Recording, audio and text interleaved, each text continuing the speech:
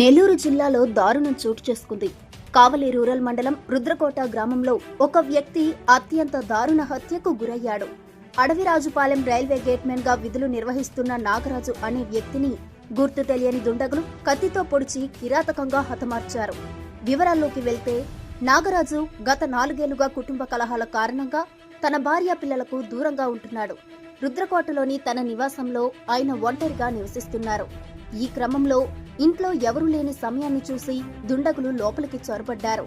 నాగరాజుపై కత్తితో విచక్షణ రహితంగా దాడి చేసి రక్తపు మడుగులో వదిలేసి పరారయ్యారు. తీవ్ర గాయాలైన నాగరాజు అక్కడికక్కడే ప్రాణాలు విడిచారు. సమాచారం అందుకున్న కావలి రూరల్ పోలీసులు వెంటనే ఘటనా స్థలానికి చేరుకున్నారు. మృతదేహాన్ని పరిశీలించి క్లూస్ టీం ద్వారా వేలిముద్రలు మరియు ఇతర ఆధారాలను సేకరించారు.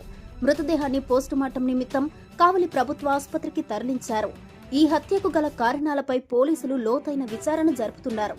పాత కక్షల వల్ల ఈ హత్య జరిగిందా లేక మరేదైనా కారణం ఉందా అనే కోణంలో దర్యాప్తు కొనసాగుతోంది.